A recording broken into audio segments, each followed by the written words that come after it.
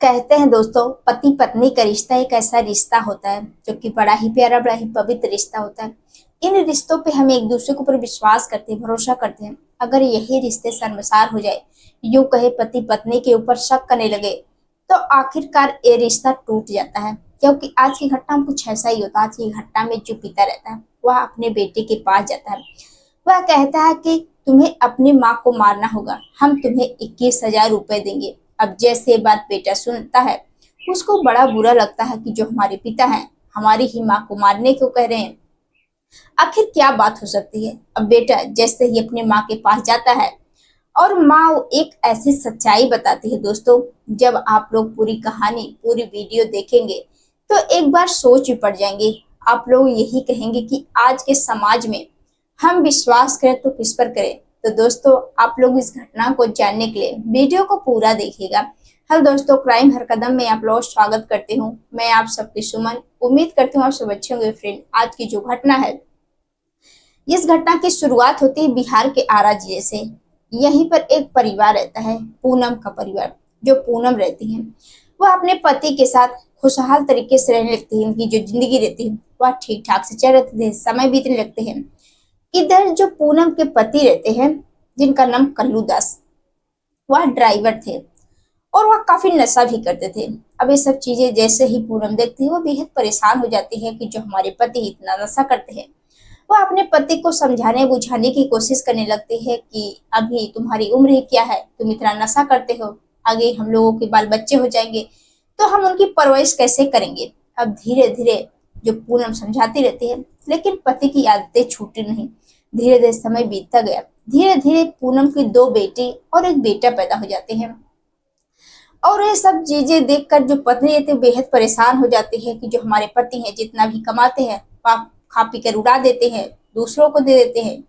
अब ये सब चीजें जैसी पत्नी देखती बेहद परेशान हो जाती है। अब पति पत्नी में आए दिन इसी बात को लेकर लड़ाई झगड़े होते, बहस होते हैं। एक दिन जो कल्लू दास रहता है वह अपना गांव छोड़कर वह दिल्ली शहर चला जाता है कमाने के लिए। अब वह ना ही फोन करता है, ना ही बातचीत करता, ना ही पैसे देता है। इधर पूनम अपने 3 बच्चों को लेकर बेहद परेशान हो जाती है कि आखिर हम कैसे अपने बच्चों का पालन पोषण करें, कैसे उसको जिलाएंगे, पढ़ाई लिखाएंगे, कैसे कपड़े लत्ते पूरे करेंगे, क्योंकि अब कोई कमाने वाला नहीं। इसलिए जो पूनम रहती है पहले तो अपने पति को ढूंढने की कोशिश करने लगती है। पूनम घर ही रहती है, तभी उनकी जो बड़ी बेटी रहती है, एक दिन वह छत पर जो है खेल रही थी और छत से वह गिर जाती है, उसकी मौत हो जाती है। अब पूनम के ऊपर दुखों का पहाड़ टूट पड़ता है कि जो हमारे पति हमें छोड़कर चले गए, हम किसके सहारे रहे। ऊपर से बेटी का एक हाल, हमारी बेटी भी हमें छोड़कर चली गई। अब माँ का रो रो कर बुरा हाल रहता है। इधर जो पूनम रहती है वह अपने दोनों बच्चों को लेकर, एक बेटी और बेटे को लेकर, वह भी जो है दिल्ली के पांडव नगर के कल्याणपुरी में पहुंच जाती हैं ढूंढते हुए। अब जैसे वहां पर जाती हैं और कल्लू दास से उसकी मुलाकात होती है। अब इधर जो कल्लू दास रहता है जैसे अपनी पत्नी को देखता है, वह कहता है कि मुझे तुमसे कोई मतलब नहीं, मैं तुम्हारे साथ नहीं रहूंगा, मैं अपनी जिंदगी में खुश हूँ। अब ये सब चीजें जो पूनम रहती है वह समझाते बुझाती है कि नहीं, हमारे दो दो बच्चे हैं, हम कहाँ जाएंगे, किसके सहारे रहेंगे, उसका जो पालन पोषण कैसे करेंगे। लेकिन जो कल्लू दास है उसकी आदतें छूटती नहीं। ये दोनों कुछ दिन तो जो है एक साथ रहते हैं। इसी बीच में जो पूनम रहती है वह भी कंपनी में काम करने लगती है। जैसे ही कंपनी में जाती है तभी एक व्यक्ति से मुलाकात होती है जिसका नाम अंजन दास रहता है। जो अंजन दास रहता है, अब उसकी भी शादी उदी जो है नहीं हुई थी। अब दोनों के एक दूसरे से मुलाकात होती, बातचीत होती। अब जब भी पति पत्नी में किसी बात को लड़ाई झगड़े होते, बहस होते, और सारी अपने दिल की बात जो पूनम रहती है अंजन दास से कहते हैं कि जो हमारे पति काफी नशा करते हैं, शराबी है, ना भी पैसा देते हैं, मैं क्या करूं। उनको बहुत समझाने की कोशिश करती हूँ, लेकिन जो हमारे पति जो है मानने को राजी नहीं। अब जैसे ये बात अंजन दास सुनता है वह कहता है कि तुम्हें मेरे साथ अगर रहना है तो मेरे घर चलो। तो जो पूनम रहती है वह कहते हैं कि जो अंजन दास बहुत अच्छे इंसान है, अगर हम कल्लू दास को छोड़ देंगे और अंजन दास के साथ अपनी जिंदगी बिताएंगे तो काफी खुश रहेंगे। अब यही सोचकर जो पूनम रहती है वह अंजन दास के घर जाती हैं और दोनों पति पत्नी की तरह रहने लगते हैं। इधर जो कल्लू दास है, जैसे उसको पता चलता कि जो हमारी पत्नी है वह दूसरी शादी कर ली और वह ज्यादा नशा करने की वजह से कल्लू दास की भी मौत हो जाती है। अब इधर जो पूनम रहती है और अंजन दास पति पत्नी की तरह रहने लगते हैं। धीरे धीरे समय बीतने लगते हैं। पूनम के बेटे का नाम दीपक और जो बड़ी बेटी रहती है उसकी भी शादी ब्याह कर देते हैं। वो अपने घर चली जाती है और बचते हैं जो दीपक। अब जो दीपक रहते हैं वह भी धीरे धीरे बड़े हो जाते हैं पढ़ाई लिखाई जब करने के बाद। तो जो पूनम रहते हैं वह चाहते हैं कि बेटे की शादी कर दे। अब लड़की देखकर बेटे की भी शादी कर देते हैं। अब चारों परिवार के लोग एक दूसरे के साथ हंसी खुशी से रहने लगते हैं। धीरे धीरे समय बीतने लगते हैं। धीरे धीरे जो अंजन दास रहता है वह भी नशा करने लगता है। अब वह अभी गांव के लड़कों के साथ जो गांव के लोग रहते हैं उन लोगों के साथ जाता तो नशा करके वह घर पहुंचता था।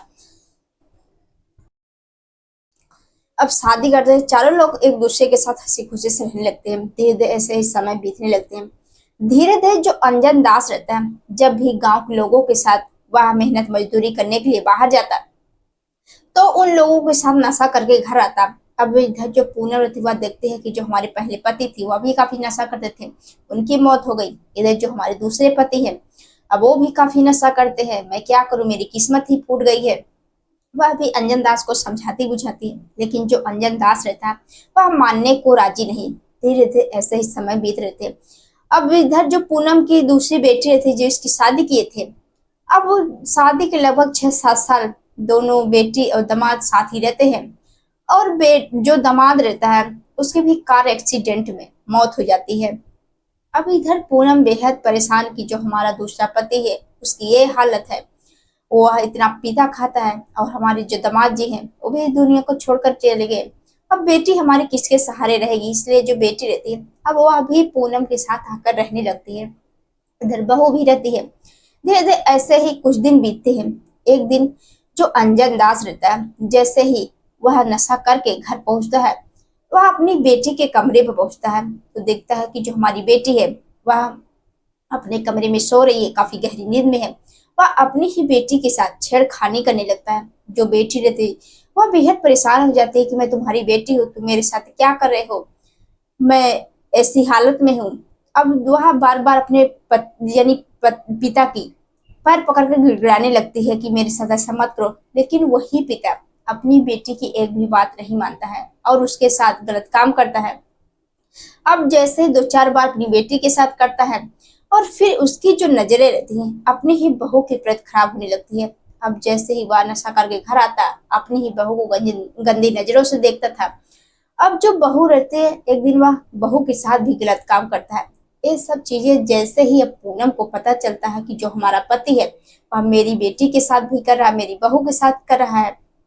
अब जो पूनम रहती है पहले तो समझाती बुझाती है कि तुम्हारी बेटी है, तुम्हारी बहू है, तुम्हें ऐसा नहीं करना चाहिए, अगर किसी को पता चला तो कितना बदनामी होगी। वह अपने पति को समझाने बुझाने लगती है। लेकिन एक दिन जो पूनम रहती है वह अपने ही आंखों से अपने ही बेटी के साथ संबंध बनाते देख लिया।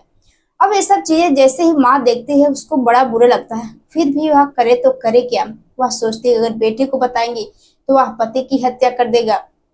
अब इधर जो अंजन दास रहता है एक दिन वह देखता है कि जो हमारी पत्नी है वह बीच का रोरा बन रही है। अगर हम जैसे अपनी बहू के कमरे में जाते हैं, बेटी के कमरे में जाते हैं, तो जो हमारी पत्नी है वह इसका विरोध करती है। वह कहती है हम सबको बता देंगे। जो हमारी पत्नी है बीच का रोरा बन रही है, इसलिए वह अपने बेटे के पास जाते। जो अंजन दास रहता है वह बेटे के पास जाता है दीपक के। वह अपने बेटे से कहता है कि तुम्हें मेरा एक काम करना होगा, क्योंकि तुम्हारी जो माँ है उसकी कुछ गंदी आदतें हैं, उसके 3-3 प्रेमी हैं और उन लोगों से वह आए दिन मिलती जुलती है। अब बेटा जैसे ही अपने माँ के बारे में सोचता है सुनता है उसको बड़ा बुरा लगता है कि जो हमारी माँ है ऐसा कर सकती है। अब वह पिता की बात माने, वह माँ की बात माने। अब उसको इस बात हजम नहीं हो रही थी और जो पिता रहता है वह 21,000 की लालच देता है। वह कहता है कि अपनी माँ की हत्या कर दो और हम तुम्हें ढेर सारा पैसा देंगे। अब बेटा कुछ समझ नहीं पाता है और जो पिता रहता है वह 5,000 रुपए एडवांस देता है, उसके जेब में डाल देता है और कहता है कि आज रात काम तमाम कर देना। अब जैसे ही सुबह होता है तो जो बेटा रहता है उसको यही बात उसके दिमाग में गूंज रही थी कि जो हमारे पिताजी हैं रात में तो नशे में थे जो ऐसा बोले। अब सुबह हो गई तो फिर से जो पिता रहता है वो अपने बेटे के पास जाता है कि तुम्हें रात की बात याद है कि नहीं, आज काम तमाम कर देना। अब जैसे बात बेटा सुनता है वह तुरंत अपनी माँ के पास जाता है कि माँ, जो पिताजी हैं 21,000 रुपए देने को करे कि तुम्हारी हत्या कर दे। आखिर क्या वजह हो सकती है? वह कहते हैं कि तुम्हारी किसी से प्रेम प्रसंग चले है। अब जो माँ रहती है अपने ही बेटे के पैर पकड़कर रोने लगती है कि बेटा मैं तुमसे कैसे कहूँ कि जो तुम्हारा पिता है वह तुम्हारी बहन के साथ ऐसा काम कर रहा है, तुम्हारी पत्नी के साथ ऐसा काम कर रहा है। अगर अपनी बहन और पत्नी से ये बात पूछ लो, अगर सच हुई, अगर सच नहीं हुई तो हमारी हत्या कर देना। अब जैसे बात दीपक सुनता है बेटा, वह तुरंत अपनी पत्नी के पास पहुंचता है, अपनी बहन के पास पहुंचता है और जो बहन और पत्नी रोने लगते हैं। अब जो है, जो दीपक रहता है उसको समझ में आ जाता है कि जो हमारा पिता है वही गलत है। अब वह प्लानिंग करता है 30 मई सन 2022 को। अब जो माँ रहती है वह अपने बेटी और बहू को अपने रिश्तेदार के यहाँ भेज देते हैं और कहते हैं कि आज जो है माँ बेटे घर पर ही रहेंगे। इधर जो अंजन दास रहता है वह नशा करके घर पहुंचता है। तो जो बेटा रहता है पहले तो अपने पिता के खाने में 3-4 गोलियां डाल देता है, इससे जो पिता रहता है वह पूरी तरह से बेहोश हो जाता है और वो घर में रखे हुए एक जो है भारी भरकम चीज से अपने ही पिता के ऊपर वार करने लगता है, जिससे पिता की मौत हो जाती है। अब पिता की मौत होने के बाद अब इस लाश को छुपाने के लिए जो माँ बेटे रहते हैं वह पति की लाश को कई टुकड़े करते हैं और अलग अलग जगहों पर ले जाकर फेंक देते हैं।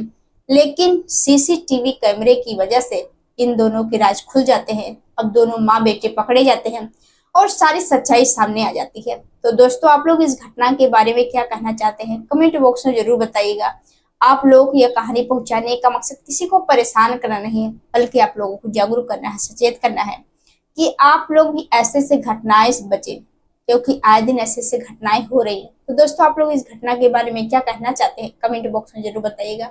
कल के दिन जो लोग कमेंट किए थे, अब होते हैं लोगों की बारी। सबसे पहले हैं प्रमोद सिंह जी हैं, मुकेश कुमार जी हैं दिल्ली से, जो कि बहुत अच्छे से कमेंट करते हैं, अच्छे सुझाव भी देते हैं। उन लोगों को तहे दिल से शुक्रिया। तो दोस्तों, मिलते हैं नेक्स्ट वीडियो में, तब तक के लिए जय हिंद, जय भारत।